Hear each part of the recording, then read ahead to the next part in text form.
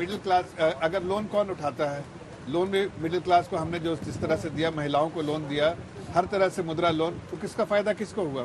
महिलाओं को हुआ, मिडिल क्लास हुआ, उनको फायदा हुआ। तो मिडिल क्लास के लिए लेकिन इनके हिसाब से क्या था? छोड़ता हूँ, पानी जो सैलरीड क्लास लोग हैं जिनको टीडीएस कट के पैसा आ रहा है, उनको फायदा गिना रही है बीजेपी के आयुष्मान भारत के तहत जो हमने स्कीम करी वो आपके लिए करी। ये फायदा है सभी वेतनभोगी कर्मचारियों, सुनो इनको, जो टैक्स काट के जिनको वेतन मिल रहा है उनका फायदा बताया इन्होंने कि हम जो हॉस्पिटलाइजेशन है वो हमारा फायदा। अरे मिडिल क्लास चाह रही थी कि उनको कोई लोन वेवर मिले, उनको कोई टैक्स स्लैब में उनका चेंज हो, उनके जो 80C के डिडक्शन वही मिडिल क्लास है आपके लिए नजर में, उसको इंडेक्स्ड किया जाए। जो बिजनेस करते हो मिडिल क्लास नहीं है, मतलब जो सैलरीड है वही मिडिल क्लास है। इनके एजुकेशन के जो खर्चे हैं उनको टैक्स डिडक्शन में लाया जाए, उनके जो पेरेंट्स के जो हेल्थ के खर्चे हैं, जो रोजमर्रा की ओपीडी की दवाई के खर्चे, उसकी लिमिट्स को बढ़ाया जाए, वो उनके एक्सपेक्टेशन थे। ये इन्होंने ये बताया। Gaurav ji, that is the difference. देखिए ना, एक कुछ चीजें होती है ना जो, देखिए आंकड़े जो होते हैं ना उसको आप दोनों तरफ से इस्तेमाल कर सकते हैं और दोनों पक्ष इस्तेमाल करते भी हैं। कुछ चीजें जो सामने से दिखती है ना, जैसे कि मेड इन इंडिया चीजें मुझे पहले कम दिखती थी, आज अगर मैं एक मार्केट में रहती हूँ तो मुझे ज्यादा दिखती हैं। कई, चाहे मुझे एक जूती हो कॉमन, एक मेरी इयररिंग्स हो, कपड़े हो, बैग्स हो, कोई भी चीज हो, मैं अपने नॉर्मल चीजों का नाम ले। आप गर्वान्वित भी महसूस करती होंगी। ये परिवर्तन नहीं आया है आपके हिसाब से? आप कह रहे हैं मेक इन इंडिया सिर्फ नहीं, वो कमीशन को देना पड़ता था, बाहर से लेना पड़ता था। 2000 में है ना, 2000 में मेरे इस फोन में, मोबाइल में इंटरनेट नहीं था। हाँ। आज इंटरनेट है, because there is a change in technology. Correct. तो अब मैं इसका श्रेय आप क्या मैं इनको दे दूं कि मतलब नीतियां नहीं हुई हैं कुछ? अगर मेक इन इंडिया स्कीम में अगर पॉजिटिव होता तो जीडीपी में मैन्युफैक्चरिंग का कंट्रीब्यूशन बढ़ता, जबकि मेक इन इंडिया स्कीम के बाद जीडीपी में मैन्युफैक्चरिंग का कंट्रीब्यूशन कम हुआ है। अगर मेक इन इंडिया का पॉजिटिव स्टिमुलस होता तो एग्रीकल्चर से जॉब्स मैन्युफैक्चरिंग में शिफ्ट होती, जबकि रिवर्स माइग्रेशन हुआ। इसका जवाब एक्सपर्ट से लेते हैं सर, क्योंकि ये जो कह रहे हैं कि अगर शिफ्ट हुआ है, ये पॉजिटिव के लिए शिफ्ट माना जाए, ये नेगेटिव के लिए शिफ्ट माना जाए, इकोनॉमी के लिए बेहतर है, ये इकोनॉमी के लिए नहीं अच्छा है, क्या है? कुमार गौरव जी इस बात को स्पष्ट कर दें कि क्या 3000% वृद्धि नहीं हुई थी चीन से आने वाले इंपोर्ट्स पर? हुई थी ना। इसके लिए हम सब लोग चिंतित हैं कि हमारी चीन पर निर्भरता इतनी ज्यादा बढ़ गई कि हमें सबको चीनी सामान ही खरीदना पड़ रहा है। आज प्रोडक्शन लिंक्ड इंसेंटिव स्कीम्स चली हैं, 15 सेक्टर्स चिन्हित किए हैं, उसमें वो सभी सेक्टर्स हैं जो चीन से आने वाले आयातों के कारण ही प्रभावित हुए थे। इससे सब अगर मान लिया ये रिवाइव होते हैं एपीआई, आज की स्थिति ये है कि 90% हम चीन पर निर्भर करते हैं, 10% हम बनाते हैं। 2001 में हम 90% बनाते थे, 10% इम्पोर्ट करते थे। बहुत फर्क है। बाकी सब चीजों में भी, इलेक्ट्रॉनिक्स हो, खिलौने हो, तमाम चीजों में आज प्रोडक्शन लिंक्ड इंसेंटिव को मैं समझता हूं कि कांग्रेस को भी समर्थन देने की जरूरत है, दूसरी पॉलिटिकल पार्टियों को भी समर्थन देने की जरूरत है, ताकि और सब जगह जाकर के देखने की जरूरत है कि क्या प्रोडक्शन लिंक्ड इंसेंटिव स्कीम के माध्यम से एपीआई रिवाइव हो रहे हैं कि नहीं हो रहे। मेरा ये कहना है कि आप जरूर जाइए, देखिए, और अगर मान लिया उसमें कुछ कमी है तो बताइए लोगों को। देखिए, ऐसा है कि हम फिर भूल जाते हैं कि हमारे देश में एक संगठित क्षेत्र, एक असंगठित क्षेत्र है। हमारी बात घूम फिर के संगठित क्षेत्र पे आ जाती है।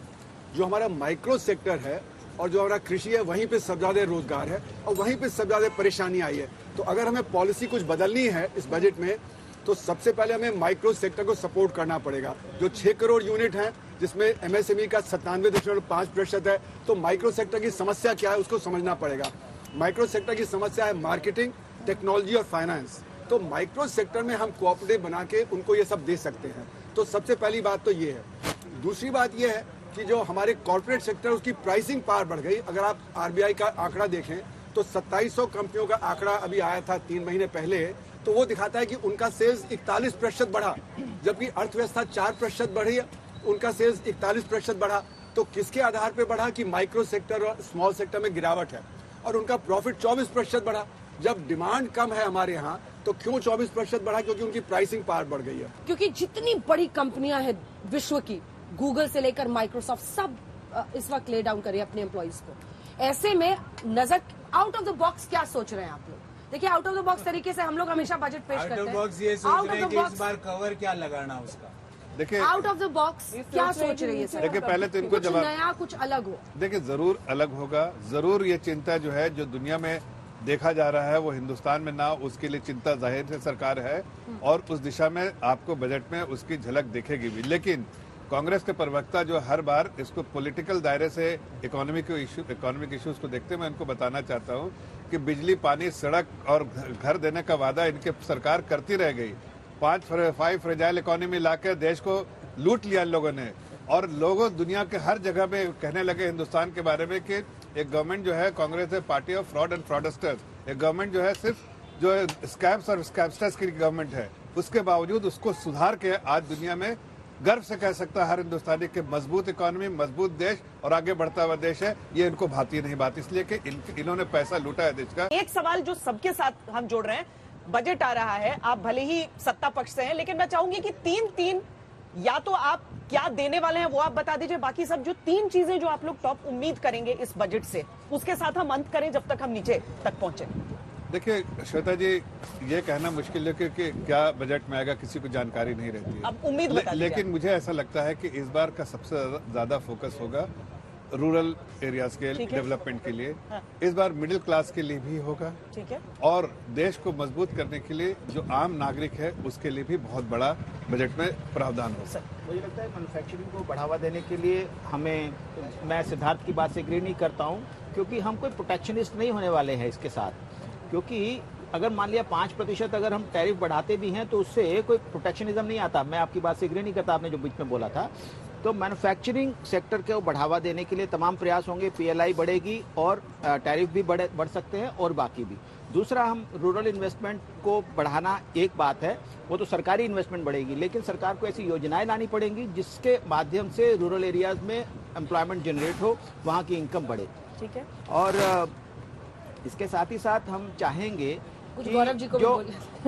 हम चाहेंगे कि जो R&D की बहुत बड़ी समस्या है इस देश में, तो R&D के लिए जिस प्रकार से हमने CSR स्कीम रखी हुई है, उसी तर्ज पर R&D के लिए कॉर्पोरेट के लिए एक मिनिमम परसेंटेज रखा जाए, वो अपने रेवेन्यू का 1% 2% R&D पर खर्च करें। मेरे 3 पॉइंट बिल्कुल सिंपल है। MSME, एग्रीकल्चर और सर्विस इंडस्ट्री, जिसकी कोई बात नहीं कर रहा, जो भारत की आन बान शान है। आज भी आप अमेरिका से लेकर लंदन तक कहीं भी बाहर जाते हो, हिंदुस्तान के लोगों की पहचान है कि हमारा IT इंडस्ट्री, वो पीछे छूटता जा रहा है। तो मेरा MSME, एग्रीकल्चर और सर्विस इंडस्ट्री। मैं भी कहूँगा माइक्रो सेक्टर, MSME से भी ज्यादा माइक्रो सेक्टर, कृषि, वहाँ पे उत्पादन और आमदनी, और जो हमारा GST है उसका रिफॉर्म बहुत जरूरी है। लेकिन एक जो आखिरी बात कहूंगा कि हमें आगे की सोचना है कि क्राइसिस बहुत बड़ा आ रहा है, दुनिया में रिसेशन आ रहा है, उसका असर हमारे ऊपर पड़ेगा, हमारे बैलेंस ऑफ पेमेंट पे पड़ेगा, हमारे रुपए पे पड़ेगा, उसका इफेक्ट हमारा इन्फ्लेशन पे पड़ेगा, और उससे हम कैसे डील करेंगे उसकी योजना इस बजट में होनी चाहिए। क्योंकि जैसे पिछले बजट में हुआ कि हमने प्लान नहीं किया, तो जब ये यूक्रेन का क्राइसिस आया तो उससे बहुत बड़ी परेशानी हमारी उसमें आ गई। कि ये तो जो धुंध और बादल है ना बजट पर सर, जैसे कि यहाँ पे भी दिख रहे हैं आसपास और इतनी ऊंचाई पर हमें धीरे धीरे जाएंगे, ये धुंध और बादल थोड़ा सा छटेगा 1 फरवरी को, उसका इंतजार करना पड़ेगा। ऐसे ही हवा चलेगी और छटेगा, ये उम्मीद कर रहे हैं। और कुछ लोगों के लिए राहत लाएगा, क्योंकि ठंडी हवाएं वैसे तो राहत नहीं लाती है। कुछ सिद्धार्थ भी बता दे। मैं एक आखिरी बात कहना चाहता था कि ये जो आने वाला समय है उसका जो क्राइसिस है उसके लिए प्लानिंग अगर अभी से नहीं हुई तो हमारी बहुत बड़ी परेशानी आगे हो जाएगी। इसलिए ये हमारे बजट में रिफ्लेक्ट होना चाहिए कि अगर चलिए सब अच्छा होता है तो बहुत अच्छी बात है, लेकिन अगर बुरा होता है तो हमारी क्या प्लानिंग होगी, तो उसके लिए प्लानिंग बहुत जरूरी है। देखिए 2023 ये जो साल है, इसमें दुनिया में आर्थिक संकट, रिसेशन, स्लोडाउन, ये सुर्खियां हैं बाकी देशों में। अपने देश के बारे में सब कह रहे हैं बहुत बढ़िया, अगर आप 6% भी ग्रो करें, हालांकि हम करीब 7 के आसपास का अनुमान है, वो भी बहुत अच्छा होगा। तो मोटी बात ये निकल के आती है कि भारत इसी गति से और तेज गति से कैसे बढ़े, क्योंकि ग्रोथ से ही जॉब्स आएंगी और जो सारी समस्याएं हैं वो सॉल्व होंगी। इसलिए उम्मीद मेरी अपनी यही है कि ग्रोथ की पटरी से गाड़ी कहीं इधर उधर हिले ना, और जिस गति से हम नीचे जा रहे हैं वैसे ही अच्छे तरीके से हम सेटल डाउन